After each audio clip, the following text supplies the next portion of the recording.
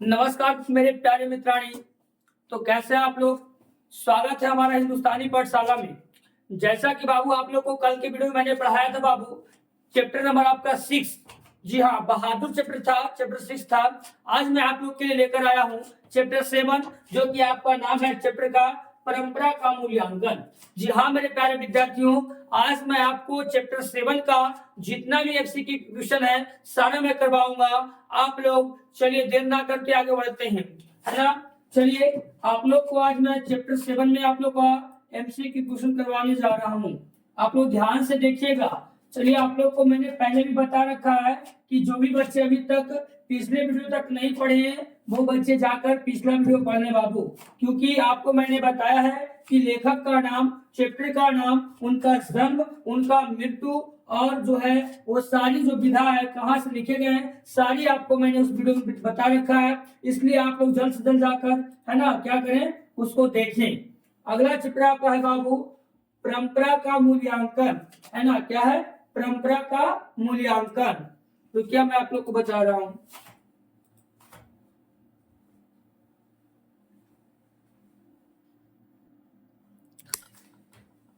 चलिए तो आप लोग को मैं आज बता रहा हूँ परंपरा का मूल्यांकन। आइए चैप्टर 1 आप चैप्टर 7 आपका है परंपरा का मूल्यांकन। आज मैं आप लोग का इसका सारा जो है एमसीक्यू क्वेश्चन करवाऊंगा। आप लोग ध्यान से, जो भी बच्चे इस चैनल पे न्यू है वो चैनल को सब्सक्राइब करें, बेल आइकन घंटी दबाएं और जल्द से जितना हो वीडियो को सेंड करें, प्रेस करें, है ना। चलिए तो आपका जो है पहला क्वेश्चन नंबर आपका स्क्रीन बोर्ड पे दिख रहा होगा बाबू, परंपरा का मूल्यांकन। और परंपरा का मूल्यांकन में बाबू आपका चैप्टर नंबर 7 होगा। चलिए तो ध्यान देते हुए लोग चलते हैं। चैप्टर नंबर कहाँ है? 7 है। देखिए क्या कह रहा है, परंपरा का मूल्यांकन। चलिए पहला नंबर क्वेश्चन क्या कह रहा है? कह रहा होगा कि परंपरा का मूल्यांकन किसकी कृति है। देखिए आप याद रखिए, आपको कृति पूछे, आपको रचनाकार पूछे, है ना, आपको बोले पूछे लेखक कौन है ना, निबंधकार कौन है, तो बाबू सब जो है ना, ये सब जो रचनाकार, निबंध, कृति किनके द्वारा लिखित है, रचित है, सब एक ही चीज है, ठीक है। जो मतलब रचना करते हैं जिस चीज का, तो यहाँ पे क्या कर रहा है कि परंपरा का मूल्यांकन किसकी कृति है। ए में आपका ऑप्शन है रामविलास शर्मा का, बी में आपका है रामधारी सिंह दिनकर का, सी में आपका ऑप्शन है अशोक वाजपेयी का और डी में आपका ऑप्शन है यतीन्द्र मिश्र का। जल्दी से आप लोग कमेंट कीजिए कि चैप्टर जो है 7 में क्वेश्चन नंबर 1 का आंसर, राइट आंसर क्या होगा। ए बी सी डी क्या होगा जी? मैंने बता रखा है बाबू, रामविलास शर्मा, रामधारी सिंह दिनकर, अशोक वाजपेयी या तो यतीन्द्र मिश्रा। जी बताइए हमारे परंपरा का मूल्यांकन का जो लेखक यानी कृति है वो कौन है, कौन इसका रचनाकार किए हैं परंपरा का मूल्यांकन का। जी हाँ, इसका राइट आंसर बाबू आपका ए होगा। ए में आप लोग लॉक कीजिए, टिक आउट कीजिए। आपका राइट आंसर ए होगा, ए पे टिक आउट कीजिए। रामविलास शर्मा जी है बाबू हमारे परंपरा का मूल्यांकन के लेखक हैं, कृति है। यहाँ तक कोई दिक्कत? चलिए क्वेश्चन नंबर 2 देखिएगा क्या कह रहा है। क्वेश्चन नंबर 2 में बाबू कह रहा है कि प्रगतिशील आलोचना, प्रगतिशील आलोचना का विकास होता है ना। प्रगतिशील जो है आलोचना का विकास किससे होता है? क्वेश्चन कर रहा है कि प्रगतिशील जो है आलोचना का विकास किससे होता है। ए से धर्म के ज्ञान से होता है, बी में कह रहा है साहित्य की परंपरा के ज्ञान से होता है, सी में कह रहा है कला के ज्ञान से होता है और डी में कह रहा है इतिहास के ज्ञान से होता है। किसके ज्ञान से जो बाबू हमारा प्रगतिशील आलोचना का विकास होता है, किसके ज्ञान से बताइए आप लोग। Option A B C D, इसका राइट आंसर क्या होगा? जल्दी से आप लोग कमेंट बॉक्स में कमेंट कीजिए। जल्दी से आप लोग बताइए कि इसका राइट आंसर क्या होगा। बाबू इसका राइट आंसर आपका बी होगा। बी पे टिक आउट कीजिएगा, राइट आंसर बी। जी हाँ मेरे दोस्तों, साहित्य की परंपरा के ज्ञान से ही हमारे प्रगति आलोचना का क्या होता है? विकास होता है। साहित्य की परंपरा के ज्ञान से ही हमारे प्रगति आलोचना का क्या होता है? विकास होता है। इसलिए इसका राइट आंसर क्या होगा? बी होगा। बी पे आप लोग टिक आउट कीजिए, कोई दिक्कत नहीं। अगला क्वेश्चन देखिएगा, थर्ड क्वेश्चन नंबर क्या कह रहा है। कह रहा बाबू कि परंपरा का मूल्यांकन, क्या कह रहा है कि परंपरा का मूल्यांकन पाठ के रचनाकार हैं। कौन है बाबू? परंपरा का मूल्यांकन के जो पाठ के रचनाकार वो कौन है? अभी आपको मैंने पिछले वीडियो में बताया था, बताइए आप लोग। जी हाँ, इसका आंसर सी होगा बुआ। क्या होगा? सी होगा। रामविलास शर्मा। रामविलास शर्मा जो है बाबू हमारे परंपरा का मूल्यांकन के रचनाकार हैं। उन्होंने ही परंपरा का मूल्यांकन का रचना किए थे, है ना? कौन? तो रामविलास शर्मा। इसलिए इसका राइट आंसर क्या होगा? सी होगा। चलिए क्वेश्चन नंबर 4 में देखिए क्या कर रहा है। कह रहा हुआ कि तार सप्तक में कितने कवियों की कविताएं संग्रहित है, मतलब उसमें जुड़ा हुआ है। एक तार सप्तक में जो है उसमें कितने कवि हैं, उन कवियों की जो कविताएं हैं वो संग्रहित है, मतलब मिला हुआ है, जुड़ा हुआ है। ए में कह रहा 4, बी में 5, सी में 6 और डी में 7। आपका राइट आंसर क्या होगा? जल्दी से कमेंट बॉक्स में कमेंट कीजिए। याद रखना आपको, जो हमारे बुआ तार सप्तक में जो है 7 कवियों की कविताएं संग्रहित है। याद रखिएगा, तार सप्तक में जो है 7 कवियों का जो है ना, 7 कवियों का जो कविताएं हैं वो क्या है? संग्रहित है। कितने कवियों का? तो 7 कवियों का। याद रखिएगा, इसलिए इसका राइट आंसर आपका डी होगा। डी पे आप लोग टिक आउट कीजिए, डी पे आप लोग लॉक कीजिए। चलिए क्वेश्चन नंबर आपका 5 में बाबू ध्यान दीजिए क्या कह रहा है। क्वेश्चन नंबर 5 कह रहा है बच्चे कि रामविलास शर्मा का जो जन्म हुआ था वो कब हुआ था? आपका काल पूछ रहा है बाबू, कहाँ हुआ था ये नहीं पूछ रहा है, आपका स्थान नहीं पूछ रहा है। कब और कहाँ बहुत अंतर है, डिफरेंट है ना। तो कह रहा है कि कब हुआ था, नहीं कि काल पूछ रहा है ना। आपका बताइएगा रामविलास, क्योंकि ये जो आपका क्वेश्चन बाबू आपको मैंने फर्स्ट की वीडियो में बता रखा है। इनका मृत्यु, जन्म, काल, कब जन्म हुए थे, सारी बात मैंने बता रखा है। आप लोग जल्दी से कमेंट बॉक्स में कमेंट कीजिए। ए बी सी डी क्या होगा? ए में आपका ऑप्शन है देखिए 10 अक्टूबर 1912 में, बी में आपका ऑप्शन है 20 सितंबर 1913 में, सी में आपका ऑप्शन है 25 नवंबर 1914 में और डी में आपका ऑप्शन है 10 अक्टूबर 1911 में। तो आपका राइट आंसर क्या होगा? जल्दी से आप लोग कमेंट बॉक्स में कमेंट कीजिए। ए बी सी डी क्या होगा? रामविलास शर्मा का जन्म कब हुआ था? बताइए बाबू आप लोग, रामविलास शर्मा का जन्म कब हुआ था? जी बच्चे, हाँ बहुत अच्छा बाबू, 10 अक्टूबर 1912 में हमारे रामविलास शर्मा का क्या हुआ था? जन्म हुआ था। इसलिए इसका राइट आंसर जो होगा बाबू आपका क्या होगा? ए होगा। राइट आंसर क्या होगा? ए होगा। ए पे आप लोग टिक आउट कीजिएगा। चलिए अगला देखिए बाबू, अगला क्वेश्चन नंबर 6 कर रहा है। 6 में क्या कर रहा है? कर रहा हुआ कि साहित्य की परंपरा का पूर्ण ज्ञान, साहित्य जो है उसकी परंपरा का पूर्ण ज्ञान किस व्यवस्था में संभव है? साहित्य की परंपरा का जो पूर्ण ज्ञान है वो किस व्यवस्था में संभव है? ए में आपको ऑप्शन दिया हुआ है बाबू, ए में आपको ऑप्शन दिया हुआ है पूंजीवादी व्यवस्था में, जिसमें पैसा की बात किया गया हो, जातिवादी व्यवस्था में, इसमें जाति का बात किया गया हो, समाजवादी व्यवस्था में समाज का बात किया गया हो, या भौतिक व्यवस्था में जिसमें भौतिक के बारे में बात किया गया हो। ये ए बी सी डी क्या आंसर होगा? जल्दी से आप लोग कमेंट बॉक्स में कमेंट कीजिए। क्वेश्चन नंबर 6 का राइट आंसर क्या होगा? क्वेश्चन नंबर 6 का राइट आंसर क्या होगा? जल्दी से आप लोग कमेंट कीजिए। जल्दी से बताइए आप लोग बाबू क्या होगा इसका राइट आंसर? क्वेश्चन नंबर 6 का क्या होगा? जी हाँ बाबू, क्वेश्चन नंबर 6 का जो राइट आंसर सी होगा। सी में आप लोग टिक आउट कीजिएगा। क्वेश्चन नंबर क्या होगा? आंसर क्या होगा? सी होगा। 6 का सी होगा। समाजवादी व्यवस्था में जो है साहित्य की परंपरा का पूर्ण ज्ञान जो है व्यवस्था संभव है, किसमें? समाजवादी व्यवस्था में। कोई दिक्कत नहीं। अगला क्वेश्चन देखिए क्या कर रहे बाबू। क्वेश्चन नंबर 7 में क्या करना, ध्यान देखिए। रामविलास शर्मा ने बीए कब किया? जो हमारे रामविलास शर्मा थे परंपरा का मूल्यांकन के लेखक, उन्होंने हम जो है बीए बैचलर ऑफ आर्ट्स जो होता है बीए उन्होंने कब किया था? कौन? रामविलास शर्मा। बताइए ऑप्शन ए में है 1932 में किए थे, बी में कह रहा 1934 में किए थे, सी में कह रहा 1933 में किए थे और डी में 1931 में किए थे। इसका राइट आंसर क्या होगा? जल्दी से आप लोग कमेंट बॉक्स में कमेंट कीजिए। ए बी सी डी 1932, 1934, 33 या 37 क्या होगा बच्चे? जल्दी से आप लोग बताइए। बहुत अच्छा, हाँ जी, इसका राइट आंसर ए होगा बुआ। ए में आप लोग टिक आउट कीजिएगा। राइट आंसर इसका ए होगा। 1932 में जो है हमारे रामविलास शर्मा ने क्या किए थे, बीए किए थे। क्या किए थे, बीए, बैचलर ऑफ आर्ट्स। ठीक है, चलिए बहुत अच्छा। आगे देखिए क्वेश्चन नंबर 8 में क्या कर रहा है, पढ़िएगा ध्यान से क्वेश्चन को। क्वेश्चन कर रहा है कि साहित्य सापेक्ष रूप में क्या होता है, पराधीन होता है, जड़ होता है, परतंत्र होता है या स्वाधीन होता है, क्या होता है? इसका आंसर क्या होगा, जल्दी से आप लोग कमेंट कीजिए। क्या कीजिएगा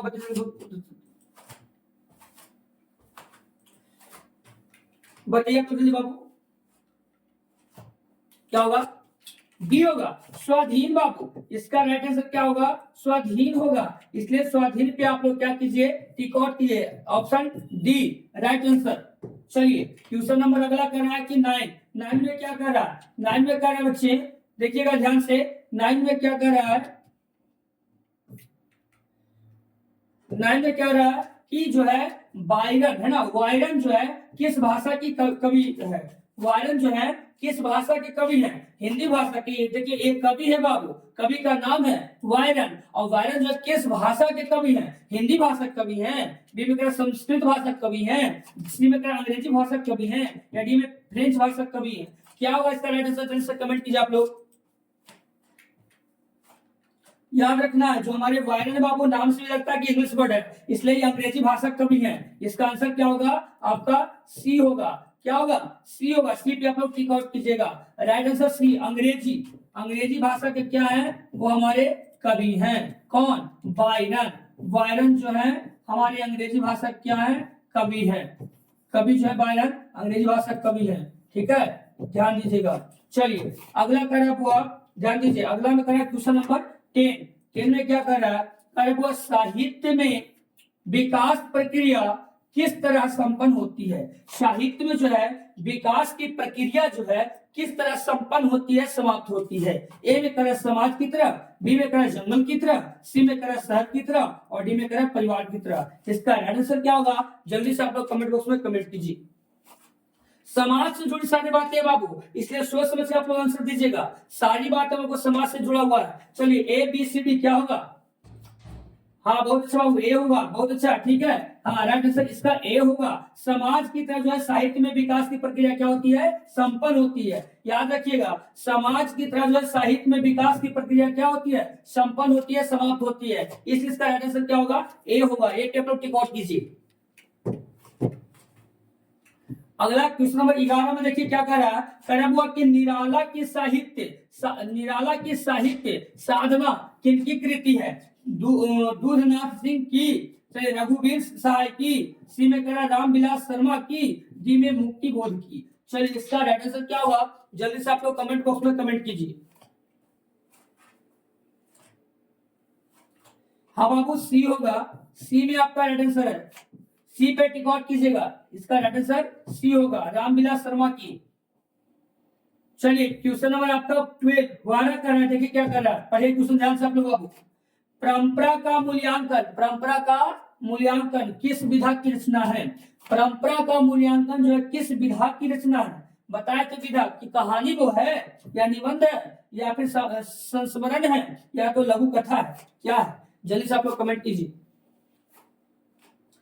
निबंध था ना, हाँ क्या था, निबंध था। इस पे निबंध पे टिको, क्वेश्चन आपको बताया होगा बाबू, राइट आंसर क्या होगा, बी होगा जी। जो इसका हुआ विधा है वो क्या है, निबंध है। क्या है, निबंध है।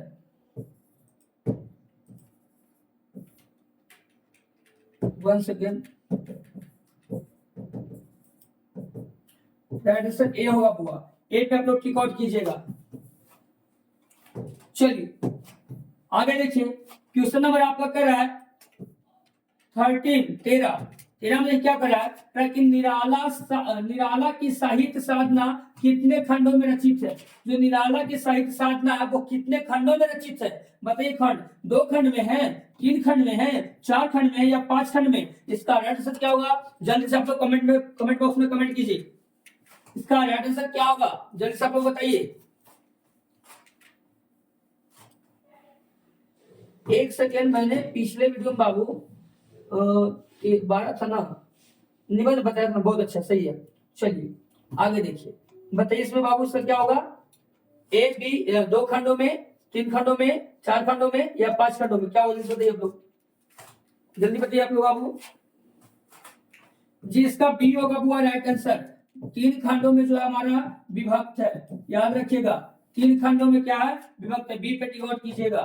चलिए अगला क्वेश्चन देखिए क्या कर रहा है। कह रहा है बुआ 14 में 14 नंबर क्वेश्चन देखिए क्या कर रहा है। कह रहा है रामविलास शर्मा किस संस्था के निदेशक बने?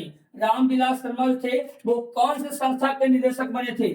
चलिए के एम हिंदी संस्थान के, जे एम हिंदी संस्थान के, हिंदी साहित्य अकादमी के, राष्ट्रभाषा परिषद की, किसके वो निदेशक बने थे? रामविलास शर्मा। जल्दी से आप लोग कमेंट बॉक्स में कमेंट कीजिए। याद रखिए वो के एम हिंदी संस्थान के जो थे बाबू हमारे रामविलास शर्मा जो थे क्या थे? संस्थान के निर्देशक थे। कौन? रामविलास शर्मा। ठीक है, तो के एम हिंदी के हिंदी संस्थान के, याद रखिए इसका राइट आंसर क्या होगा? इसका ए होगा। ए पे टिक आउट कीजिएगा। चलिए अगला देखिए क्या कर रहे हैं बाबू। क्वेश्चन नंबर आपका 15 में ध्यान दीजिए क्या कर रहा है। कह रहा है बाबू कि प्रेमचंद और उनका युग किनकी रचना है? प्रेमचंद और उनका युग जो है किनकी रचना है? किनके द्वारा रचित है कहानी? तो कह रहा है प्रेमचंद के द्वारा रचित है। बी में कह रहा है कि डॉक्टर मुरली मनोहर जोशी के द्वारा रचित है। सी में आपको कह रहा है दिनकर जी के द्वारा रचित है। और डी में आपको कह रहा है डॉक्टर रामविलास शर्मा के द्वारा रचित है। किनके द्वारा ये जो कहानी रचित है आपको जल्दी से कमेंट बॉक्स में कमेंट कीजिए। ए बी सी डी क्या होगा जी? रामविलास शर्मा को। बहुत अच्छा, इसका आंसर डी होगा। डी पे आप लोग टिक आउट कीजिए। डॉक्टर रामविलास शर्मा का जो है प्रेमचंद की उनका युग जो है रचा हुआ होगा। ठीक है, चलिए क्वेश्चन नंबर आगे देखिए। 16वां नंबर क्या कर रहा है? कह रहा है बच्चे कि एथेंस किस महादेश में है?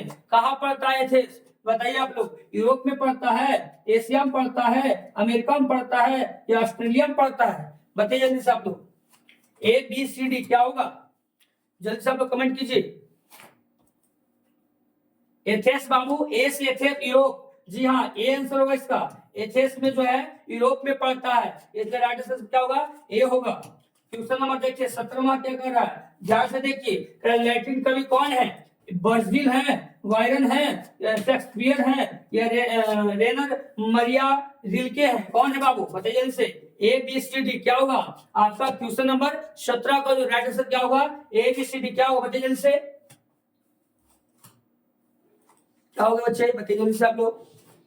हाँ वो ब्राजील होगा बाबू, इसका ए राइट आंसर होगा। ए ब्राजील जो है लैटिन कवि के है। चलिए आगे देखिए।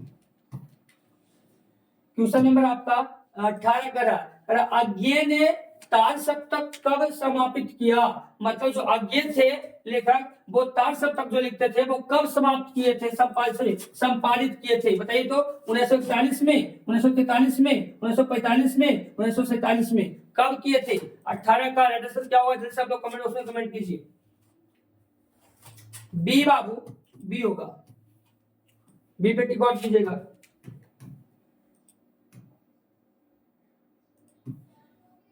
क्वेश्चन नंबर आपका 19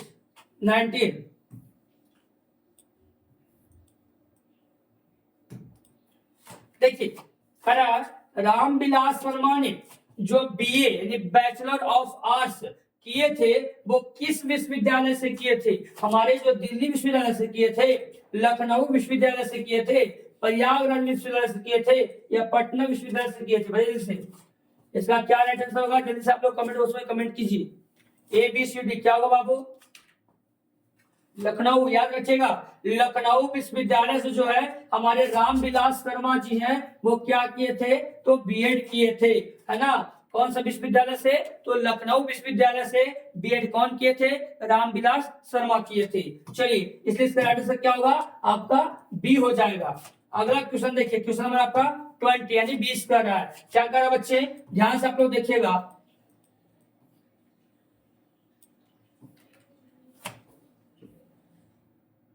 चलिए करा हुआ। रामविलास शर्मा ने लखनऊ विश्वविद्यालय के किस विभाग में अध्यापन कार्य किया था? कौन से विभाग में अध्यापन का कार्य किए थे? मतलब वो तो जानते हैं कि रामविलास शर्मा जो है लखनऊ विश्वविद्यालय से बीए किए थे, लेकिन वो पूछा कि कौन से विभाग से अध्यापन कार्य किए थे? संस्कृत विभाग से, हिंदी विभाग से डिपार्टमेंट बटा हुआ रहता है ना, हमारे इतिहास विभाग से या तो फिर अंग्रेजी विभाग से। जल्दी से आप लोग कमेंट बॉक्स में कमेंट कीजिए क्या होगा। अंग्रेजी याद कीजिए, हाँ बाबू डी होगा इसका राइट आंसर, डी। अंग्रेजी से किए थे ना, अंग्रेजी डिपार्टमेंट से किए थे, है ना। चलिए आगे देखिए, क्वेश्चन नंबर आपका 21 में क्या कर रहे हैं देखिए ध्यान से बाबू। कह रहा है कि निराला की साहित्य साधना के रचनाकार कौन है? रामधारी सिंह दिनकर हैं, शिवपूजन सहाय हैं, अशोक वाजपेयी हैं या रामविलास शर्मा हैं? A B C D. जल्दी से आप लोग कमेंट बॉक्स में कमेंट कीजिए कि क्या इसका राइट आंसर होगा, रामविलास शर्मा। चलिए हाँ बहुत अच्छा आंसर बाबू आप लोग बोल रहे हैं, डी इसका राइट आंसर होगा, रामविलास शर्मा। डी पे टिक आउट कीजिएगा। हमारे निराला की साहित्य साधना के जो लेखक है रचनाकार है वो रामविलास क्या है, शर्मा जी हैं, ठीक है। इसलिए राइट आंसर क्या होगा, डी होगा। डी पे टिक आउट कीजिएगा। नेक्स्ट क्वेश्चन आप देखिए क्या कर रहा है, क्वेश्चन नंबर आपका 22 22 नंबर में देखिए क्या कर रहा है। कह रहा है कि किन लोगों ने किन लोगों के लिए, कह रहा है किन लोगों के लिए जो साहित्य की परंपरा का ज्ञान सबसे आवश्यक है। किन लोगों के लिए, कौन से व्यक्ति के जो है साहित्य की परंपरा ज्ञान आवश्यक होता है? जो लकीर के फकीर होते हैं उनके लिए होता है बाबू, जो रूढ़िवादी होते हैं उनके लिए होता है, जो साहित्य में युग परिवर्तन करना चाहते हैं उनके लिए होता है, या तो जो साहित्यकार बनना चाहते हैं उनके लिए होता है। ये किनके लिए होता है? जो कि हमारे साहित्य की परंपरा का ज्ञान सबसे आवश्यक है। किन कैसे लोगों के लिए बताइए जल्दी से। ऐसे कौन से कैसे व्यक्ति हैं जिनको लिए हमारे साहित्य की परंपरा का ज्ञान आवश्यक होता है? जल्दी से आप लोग कमेंट बॉक्स में कमेंट कीजिए क्या होगा इसका आंसर, बताइए आप लोग।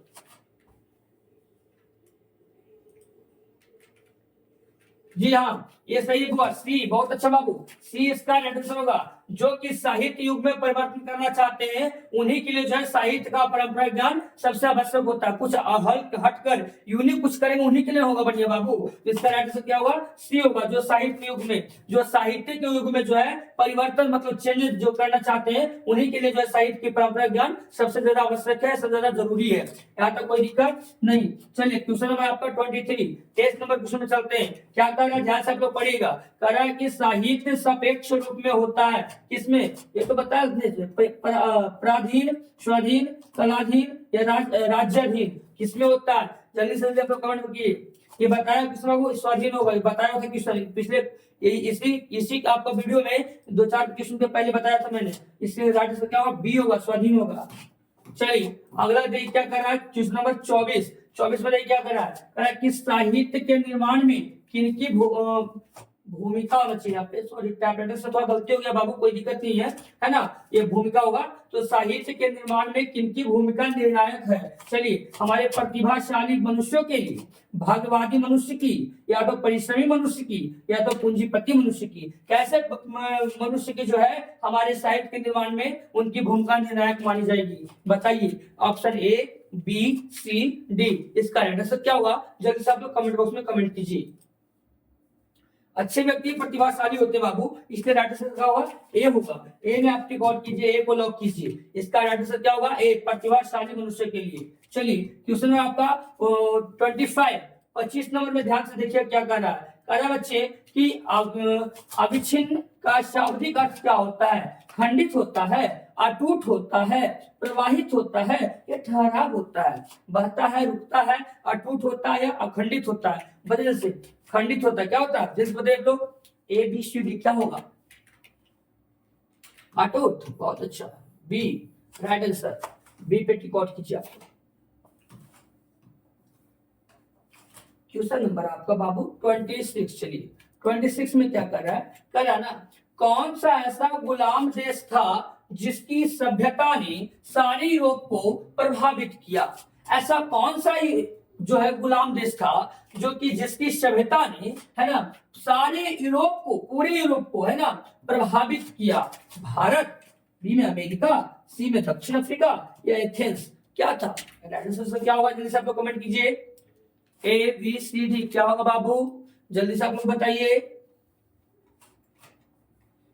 जी। 26 का डी बाबू, एथेंस जैसा जो गुलाम देश था उन्हीं को जो है सभ्यता ने सारे लोग को क्या किया था, प्रभावित किया था, एथेंस। इसलिए राइट आंसर क्या होगा, डी होगा। डी पे आप लोग टिक आउट करके लॉक लगाइए, एथेंस बाबू, एथेंस। चलिए क्वेश्चन नंबर 27 क्या कह रहा है ध्यान से पढ़िए। कह रहा है कि आदमी का अर्थ क्या होता है? आदमी का अर्थ आदमी होता है, आदमी का अर्थ अति प्राचीन होता है मतलब बहुत पुराना, अवाचीन होता है या बाल मानुष होता है? क्या होता है? आदमी का अर्थ क्या होता है? बताइए जल्दी से आप लोग। बताइए क्या होगा? बहुत पुराना अर्थात प्राचीन। तो पुराना का मतलब प्राचीन होता है, अति प्राचीन, बहुत पुराना, इसलिए बी इसका राइट आंसर होगा। बी पे आप लोग टिक आउट कीजिए। राइट आंसर क्या है? बी है। बी पे आप लोग टिक आउट कीजिएगा। यहां तो कोई दिक्कत नहीं। आगे चलते हैं। देखिए कह रहा है कि क्वेश्चन नंबर आपका 29 सॉरी 28 28 क्या कर रहा है कि किस वर्ष की क्रांति के बाद, है ना, किस वर्ष की क्रांति, एक मिनट, थोड़ा सा लाइन थोड़ा सा ये हो जाता है, कोई बात नहीं। किस वर्ष की क्रांति के बाद रूसी और गैर रूसी जातियों की आपस में जो बहुत बड़ा परिवर्तन हुआ था? किस वर्ष की क्रांति के बाद? ऐसा कौन सा वर्ष था जिसमें जब क्रांति हुआ था तब रूसी जो है और गैर रूसी जो जाति है वो आपसी में बहुत बड़ा परिवर्तन लाया था? ऐसा कौन सा काल था? ए में करा 1915 की क्रांति में, 1916 की क्रांति में, सी में करा 1917 की क्रांति में, और डी में 1918 की क्रांति में। कौन सा क्रांति था? जल्दी से आप लोग कमेंट बॉक्स में कमेंट कीजिए, जल्दी से बताइए आप लोग बाबू। सी, बहुत अच्छा। 1917 की क्रांति बाबू, जो रूसी और रूसी गैर रूसी जो थे दोनों आपसी में बहुत बड़ा परिवर्तन लाए थे। 1917 की क्रांति हुआ था तब बाबू, इसलिए आपको याद रखिएगा 1917 की क्रांति। राइट आंसर का क्या होगा? सी होगा। सी पे आप लोग टिक आउट कीजिए। चलिए अगला देखिए क्या कर रहा है। क्वेश्चन नंबर 29 में ध्यान दीजिए, पढ़िए। कह रहा है कि सभ्यता का हर स्तर क्या नहीं होता? जो सभ्यता होता है उसका हर एक स्तर क्या नहीं होता? धर्म युद्ध नहीं होता है, कर्म युद्ध नहीं होता है, वर्ग युद्ध नहीं होता है, या द्वंद्व युद्ध नहीं होता है। क्या होता है बाबू? बस जल्दी से बताइए आप लोग। इसका आंसर क्या होगा? वर्ग, है ना, वर्ग युद्ध। बहुत अच्छा। इसका राइट आंसर क्या होगा? सी होगा। सी पे आप लोग टिक आउट कीजिएगा, वर्ग युद्ध नहीं होता है। चलिए क्वेश्चन नंबर आपका 30 यानी 30वां क्वेश्चन देखिए क्या कर रहा है। कह रहा है कि शर्मा जी ने पुरस्कार की राशि किसे दान स्वरूप दिया था? जो हमारे शर्मा जी थे वो पुरस्कार की राशि किनको दान के रूप में दे दिया था? गरीबों को दिया था, बेरोजगारों को दिया था, भारत के सरकारों को दिया था, या राज्य के सरकारों को दिया था? किनको दिया था? बताइए सब लोग। हाँ बाबू, सी होगा। सी में आपका राइट आंसर है। जी हाँ, सी होगा बाबू। सी में आपका राइट आंसर है। सी इसका रिकॉर्ड कीजिए। सी आपका राइट आंसर है। चलिए अगला क्वेश्चन। भारत के सरकार को दिया था शर्मा जी ने। चलिए आज की क्लास में यहीं तक समाप्त करता हूँ बाबू। आपका जितना था मैंने परंपरा का मूल्यांकन चैप्टर 7 में मैंने सारे क्वेश्चन करवा रखा है। आप लोग जो भी विद्यार्थी अगर नहीं देखे अभी तक तो जल्द से जल्द जाकर बाबू अपने जो है मेरे चैनल पे हिंदुस्तानी पटल जाकर प्ले लिस्ट में जाकर हिंदी को सर्च करें। और आखिर में साइंस भी आपका पढ़ाई हो चुका है। अब देखिए बाबू, आप लोग मैं बता देता हूँ, हम लोग टारगेट का भी जो है वो करवाने वाले हैं आप लोग को, है ना, सेट प्रैक्टिस। तो आप लोग जो बच्चे नए हैं चैनल को सब्सक्राइब कीजिए, और जो भी जिनके पास ये वीडियो नहीं है अपने साथी दोस्त भाई बहन को सबको शेयर कीजिए। ठीक है, जय हिंद मेरे दोस्तों, मिलते हैं फिर नेक्स्ट वीडियो में। जय हिंद, जय भारत।